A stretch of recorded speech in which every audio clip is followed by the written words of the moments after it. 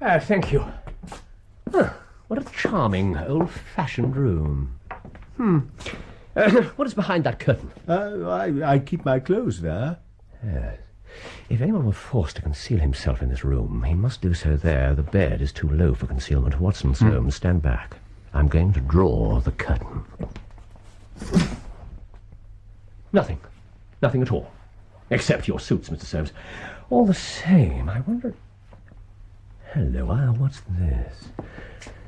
Now, gentlemen, our search has not been in vain. What's this? It's another of the pellets. A black, doughy mass. With grains of sawdust in it. Your visitor seems to have left traces here, as well as your study, Mr. Soames. What could he have wanted in my bedroom? It's clear enough. You came back by an unexpected way, and so he had no warning until you were at the very door. What could he do? He caught up everything which might betray him and rushed into the bedroom to conceal himself. Good heavens!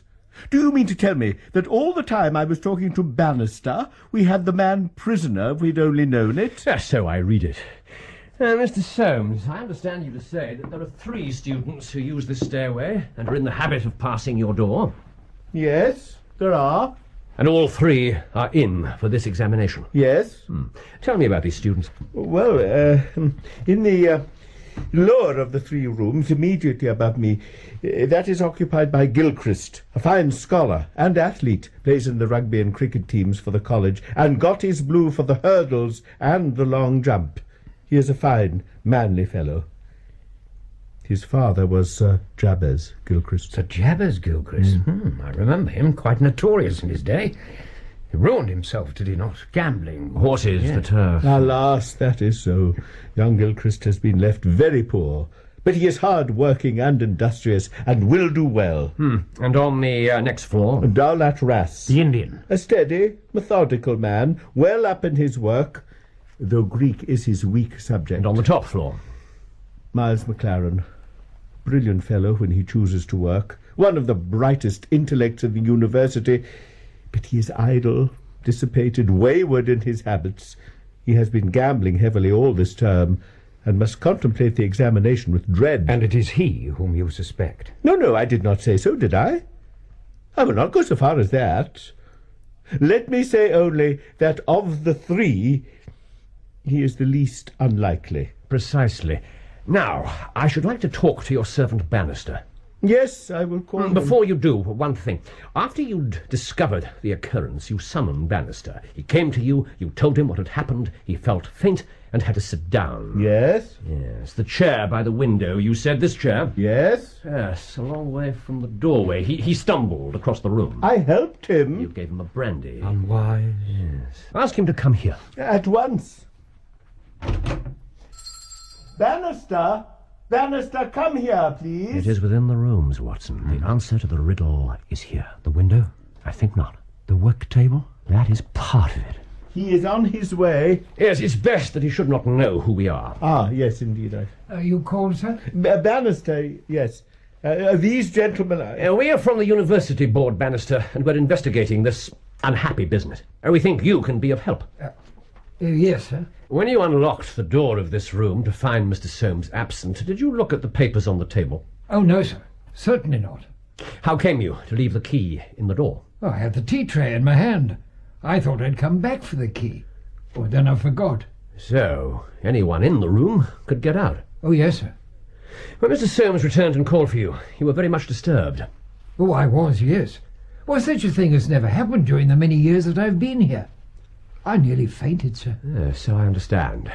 Where were you standing when you began to feel faint? Where was I? Well, here, sir. Near the door. Ah, that is singular, because on feeling faint, you sat down on that chair over yonder. Near to the corner. Why did you bypass these other chairs? Well, I don't know, sir. Well, it didn't seem... Well, I really don't... You stayed on here after your master left? Well, only for a minute or so, sir. Then I locked the door and I went to my room. Whom do you suspect? Oh, I wouldn't venture to say, sir. I don't believe there's any gentleman in this university who is capable of profiting by such an action. No, sir. I'll not believe it. Thank you. That will do. Thank you, Bannister. One more word, Bannister. You've not mentioned to any of the 3 gentlemen whom you attend to that anything's amiss. Oh, no, sir. Not a word. Ah, very good. You may go. Thank you, sir. Well, Mr. Holmes, what is to be our next move? Our next move. We're going back to the quadrangle. Mr. Holmes, time is passing, and I need to make decisions. In due course, sir, in due course. But first, let us look again at the exterior of your rooms. All the windows are lit up now. Yes, so they are. Last-minute revision before tomorrow's ordeal, I have no doubt. So, our 3 birds are all in their nests. One of them seems restless enough. Look in the middle room. Someone is pacing up and down. Very agitated. Darlat Ras. That is not in character. He is, as a rule, the calmest of men. I should like to have a peep at each of them. Well, I don't know. It is the night before the examination. An examination which you may have to postpone. This is a matter for urgency. It's also a matter for subterfuge, for disguise. Let me see. Yes, I shall represent myself as the college surveyor carrying out an urgent internal inspection of rooms.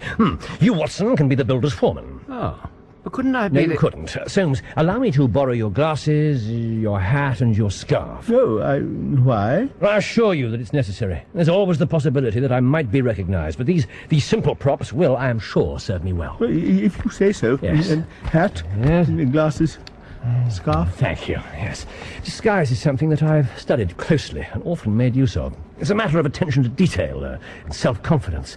See, the hat low on the forehead, the glasses close against the eyes, the scarf wound in such a way as to conceal the chin, there's a slight hunching of the shoulders, and perhaps, yes, a suggestion of nasal congestion in the voice, et voila, the college surveyor. Sorry to disturb you, gentlemen, but I have a very brief investigation to make. Good heavens. Quite astounding. Holmes is a master of disguise. He once penetrated our rooms in Baker Street dressed as a coalman. I had no idea it was he. Come along, Foreman Watson. Gilchrist's rooms are on the 1st floor, are they not, Soames? Yes. We'll work our way upward. Who's that? Mr. Gilchrist, sir. Yes. Who are you? What do you want? I'm sorry to disturb you, sir. It's the college surveyor carrying out an inspection. This is a strange time to be doing such a thing. I realise that, sir, but it was a question of making sure that you were in. It won't take more than a few moments. Well, I suppose it's all right. Come in. Thank you, Mr. Gilchrist. Thank you very much. Yes, it's a question of the windows. We've already carried out an exterior survey, and... this is Watson, foreman to the college builders. Evening, sir. Yes, I need to make a quick sketch from the inside. I see. Well, go ahead. Thank you, sir. Thank you. Now, let me see. Oh, dear, I seem to have broken the lead in my pencil. I wonder, could you oblige, sir? A pencil? Yes, here you are. Oh, thank you, sir. Thank you. Yeah. The plane of the right angle. So, thank you, Mr. Gilchrist. I wonder, could I borrow a knife to sharpen my own pencil with? Certainly. Here you are. You won't be doing any work here this evening, will you? Oh, no, sir. No. Yeah. Thank you, sir. Now, this is a very preliminary matter. I'm sorry to have disturbed you. Come along, Watson. Oh, yes, sir. Good night, sir. Good night. The pencil is green in colour, and 3/4 of it's unused. That is not the pencil. The knife, sharp as a scalpel. So he is not the man. He's not the man who's presented us with a pencil we seek. Further than that, I will not go. Now, for the restless Indian.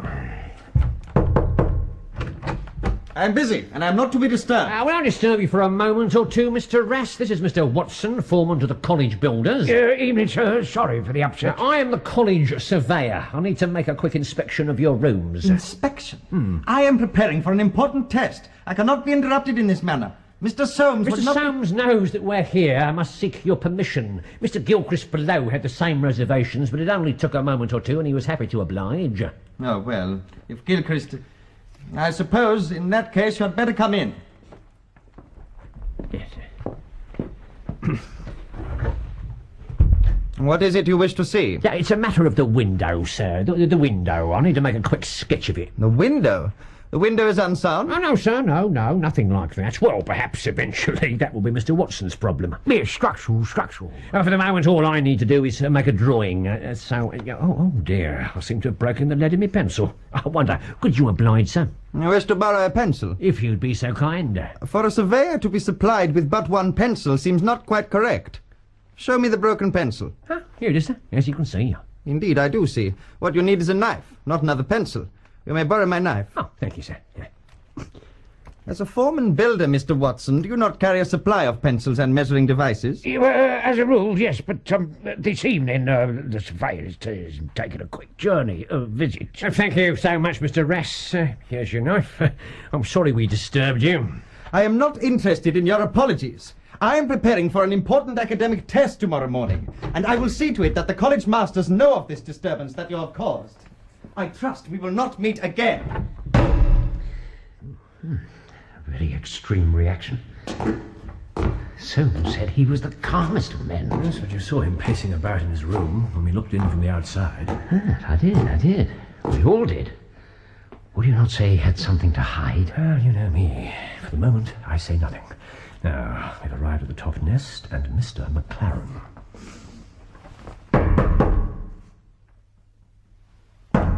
Who are you? Why are you? Get back to from whence you came! Mr. McLaren, I'm sorry to disturb you, but being as I am the college surveyor, I have to ask you if you'd mind... Disturb me? You've already disturbed me. College surveyor, what is that? Who is that? I have an exam tomorrow. I am trying to work, and I won't be drawn by anyone. It was Mr. Soames who suggested that... Soames? That dithering old nanny goat. Now you listen to me, Mr. College Surveyor. You can go to blazes. If you persist to such an extent that you force me to open this door, it will only be to throw you down the stairs, where you will doubtless fetch up at the door of nanny goat Soames. I want no more of ye other than the sound of departure. Understood? A rude fellow. I warned you, Holmes. How tall is McLaren exactly? Really, I cannot undertake to say exactly. He is taller than the Indian, but not so tall as Gilchrist. I suppose 5'6" would be about it. Thank you. And now I bid you good night. But good heavens, you are surely not going to leave in this abrupt fashion. I must take some definite action tonight. I'll drop round tomorrow morning and chat matters over. It's possible that I may be in a position then to indicate some course of action. Meanwhile, change nothing. If you say so. I do say so, and you can be perfectly easy in your mind. We shall find some way out of your difficulties. One thing, I shall take the pieces of black clay with me. Thank you. Good night. Well, Watson, what do you make of it? A sort of three-card trick, is it not? There are 3 students, and it must be one of them. You takes your choice. Which is yours? That foul-mouthed fellow on the top landing. He's the one with the worst record, the most to lose. Mr. Rouse? The Indian? Well, I must say it did strike me as being a sly fellow. Gilchrist. What did you make of him? I liked his frank and easy manner, the readiness with which he admitted us to his rooms. But McLaren wouldn't let us in. He has something to hide, the pencil and the knife, perhaps. The pencil and the knife are no longer relevant. But surely 3 students, 3 motives. And the 4th man? 4th man? Bannister. The servant. What's his game in the matter? Bannister? But he strikes me as being a perfectly honest man. So does he me, and that's the puzzling part. Why should a perfectly honest man... Oh, by Jove, my dear fellow, it's 8:30. Our landlady spoke of green peas at 7:30. Really, Watson, what with your pipe smoking and your unpunctuality at meals, I expect you'll be given your marching orders. And if you get your notice to quit, I dare say I'll have to share your downfall. Not, however, before we've solved the problem of the nervous tutor, the careless servant, and the 3 enterprising students. Let's hurry back to our supper. This puzzle has whetted my appetite.